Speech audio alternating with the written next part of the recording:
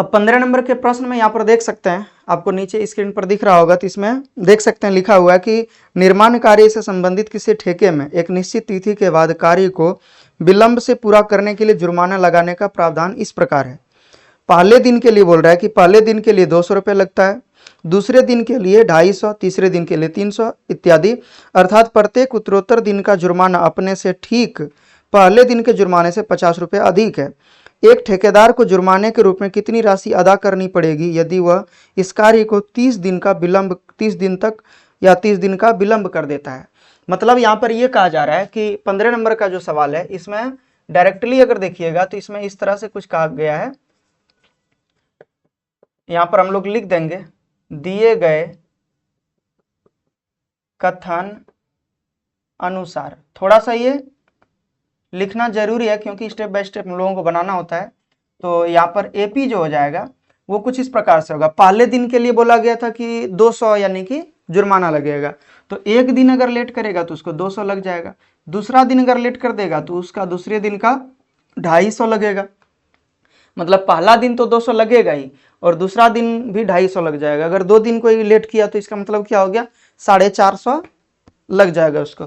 फिर तीसरा दिन उसको जुर्माना के तौर पर 300 लगेगा और इसी तरह से बोल रहा है कि बढ़ते जाएगा एक एक दिन में, मतलब प्रत्येक दिन 50-50 रुपए बढ़ते जाएगा।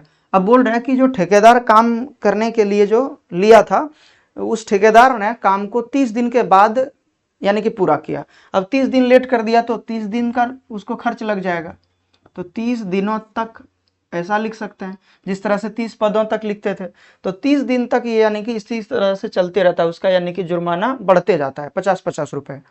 तो एक दिन का 50 रुपए नहीं बढ़ रहा है बल्कि डेली का यानी कि 50 रुपए बढ़ा के ले रहे हैं। तो इस तरीके से बोल रहा है। तो यहाँ पर एपी में देख सकते हैं कि ये एपी पूरे बन के तैयार हो गया।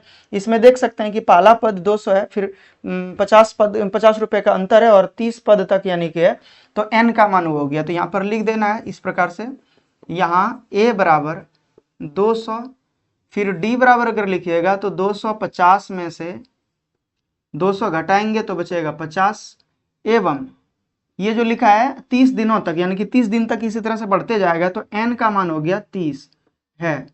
इसीलिए एस एन बराबर या कुल उसका जो जुर्माना होगा, इसीलिए कुल जुर्माना, ऐसे भी हम लोग डायरेक्ट लिख सकते हैं कुल जुर्माना, यानी कि एस एन बराबर क्या हो जाएगा, n/2 into 2a plus n-1 और इंटू डी। बस वैल्यू हम लोग पुट कर देंगे, 30 हो जाएगा n के जगह पर और यहाँ नीचे में हम लोग 2 लिखेंगे और फिर 2 इंटू a के स्थान पर देख सकते हैं यहाँ पर 200 होगा, प्लस n के स्थान पर 30 और घटा 1 और गुना यहाँ पर d के स्थान पर 50 हो जाएगा। अब हम लोग क्या करेंगे, इसको कटा देंगे तो 15 से कट जाएगा, तो यहाँ पर 15 लिखेंगे, ये 400 हो गया और प्लस में 29 और गुना 50 हो जाएगा। यहाँ पर 30 में से घटाएंगे तो 29 बचेगा। अब 15 और यहाँ पर हो जाएगा 400 और प्लस 29 गुना 50, तो यहाँ 0 का 0 हो जाएगा, 9 × 45 का 5, अंत में 4 बचा और 5 दूना 10 और 4 14, यानी कि 1450 हो गया और 400 ये, तो 14 और 400 1900 हो जाएगा। तो यहाँ पर 15 है और 15 और गुना 1950। अब गुना करेंगे तो 0 का 0 होगा, 15 × 5 = 75 का 5, हाथ में बचा 7, 15 गुना 9 करेंगे तो 135 होगा, 135 और 7 तो 142 हो जाएगा, बचेगा हाथ में 14 और 15 का 15 और 14 तो यहाँ हो जाएगा 29,250 रुपये, यानी कि टोटल उसको लग जाएगा 30 दिन का जुर्माना। तो हम लोग लिख सकते हैं अतः 30 दिनों का कुल जुर्माना 29,250 रुपये होगा।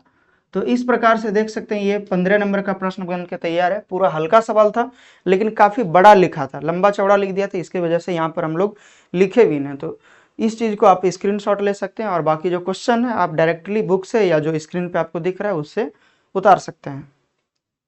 अब आगे हम लोग 16 नंबर के प्रश्न को बनाने वाले हैं। तो इसमें देखिए लिखा हुआ है कि किसी स्कूल के विद्यार्थी को उसके समग्र शिक्षा प्रदर्शन के लिए 7 नगद पुरस्कार देने के लिए 700 रुपये की राशि दी गई है।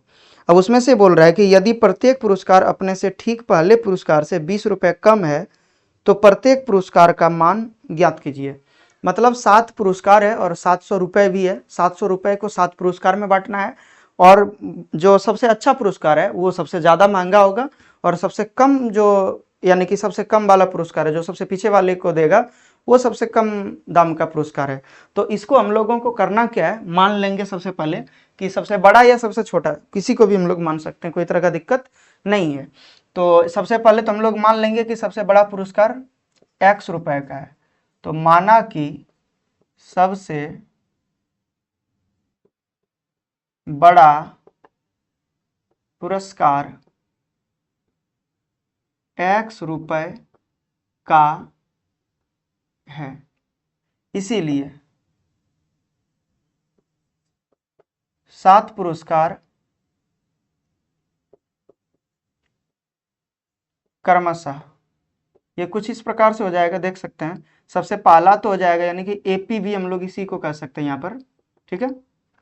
पहला जो होगा वो x रुपए का होगा, दूसरा जो होगा x घटा 20 होगा, क्योंकि जो सेकेंड नंबर पे आएगा उसको 20 रुपये और कम मिलेगा, ठीक है। थर्ड नंबर इससे भी 20 रुपये कम मिलेगा, यानी कि x में 40 घटाएंगे। फोर्थ नंबर पे जो आएगा x में 60 घटा के देगा। फिफ्थ पे जो आएगा x में 80 घटा के देगा, ठीक है। फिर 100 घटा के देगा, इसी तरह से, यानी कि, और देख सकते हैं 1 2 3 4 5 6 पुरस्कार हो चुका है, और एक 7वां पुरस्कार जो होगा x घटा 120 होगा, ठीक है। या इस तरह से लिखेंगे है। तो इसका मतलब क्या हो गया कि एपी ये दे दिया है। अब यहाँ पर देख सकते हैं कि पहला पद, दूसरा पद, तीसरा पद, चौथा, पांचवा, छठा, सातवां, 7 पद है।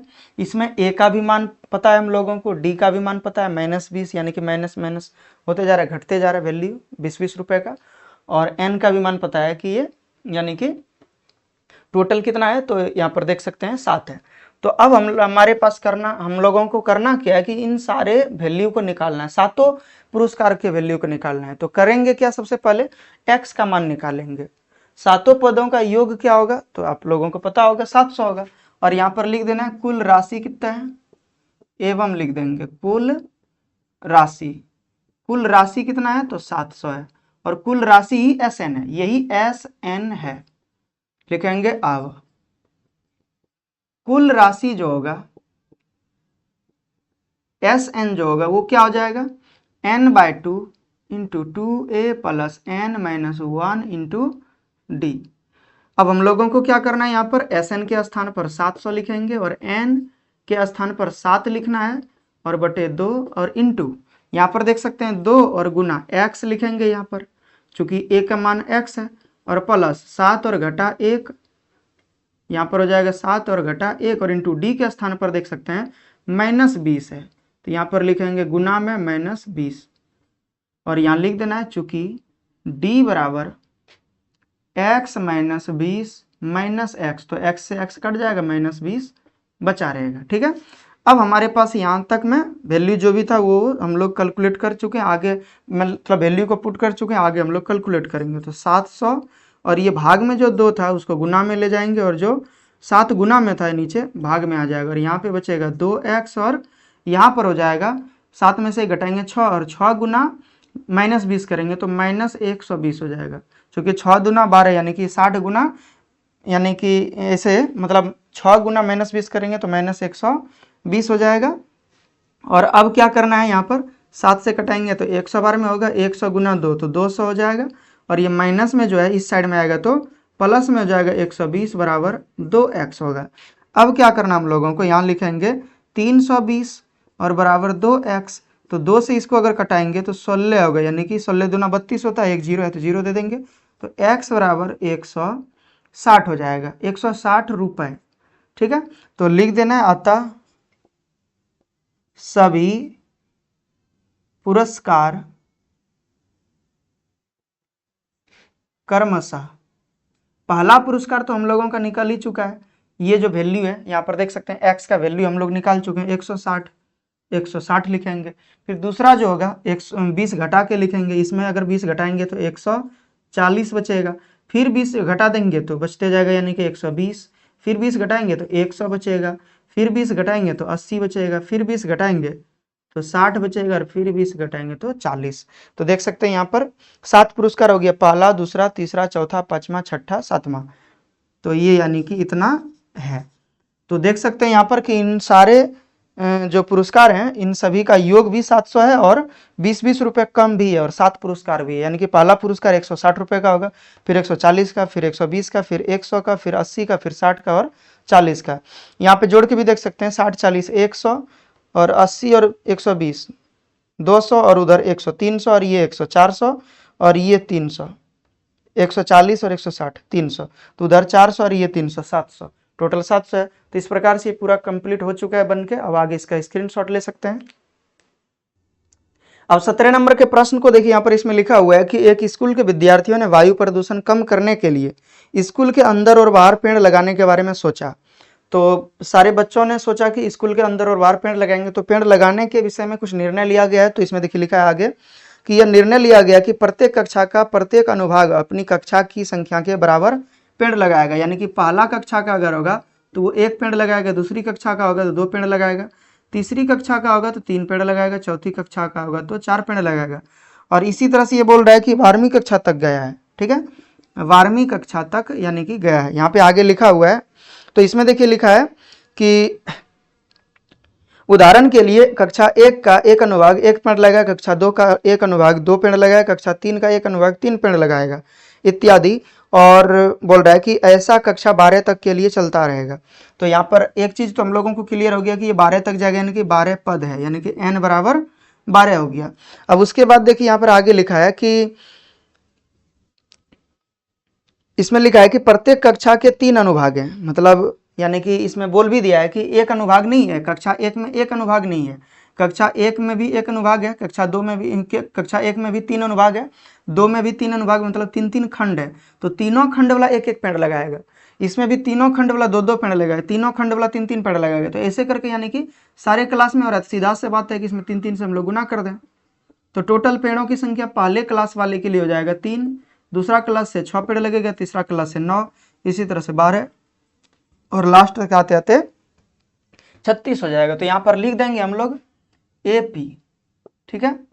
तो AP जो होगा वो कुछ इस प्रकार से होगा 3 6 9 12 डॉट डॉट 36 तक, ठीक। अब लिख देना है हम लोगों को, यहाँ पर लिखेंगे यहाँ A बराबर 3, D बराबर यहाँ पर देख सकते हैं जो ये है 6 और 6 में से 3 घटाएंगे तो बचेगा 3, एवं N बराबर 12 है। 12 अब क्यों लिखे, क्योंकि आपको पता होगा यहाँ पे कि टोटल 12 पद तक है, यानी कि 12 क्लास है, तो 12 है। तो हम लोगों को निकालना क्या है, कुल पेड़ों की संख्या ज्ञात करना है। तो कुल पेड़ों की संख्या निकालने के लिए करना क्या होगा, तो SN निकालना होगा, और SN निकल जाएगा इन तीनों वैल्यू से। तो यहाँ पर लिखेंगे इतना है, तो लिखेंगे अब सूत्र से कुल पेड़ों की संख्या, तो कुल पेड़ों की संख्या SN बराबर हो जाएगा N/2 into 2A plus N-1 into D।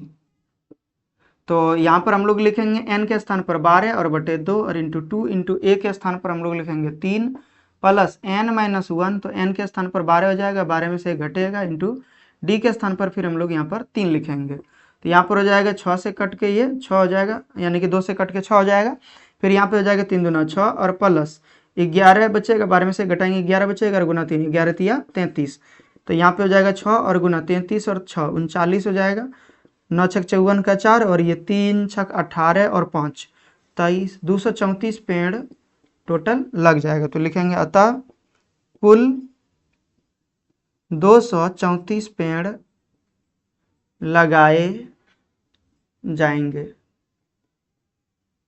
तो इस प्रकार से ये देख सकते हैं पूरा प्रश्न बनके तैयार है। अब आगे हम लोग ये 18 नंबर के प्रश्न को बनाएंगे, तो इसका स्क्रीनशॉट ले सकते हैं।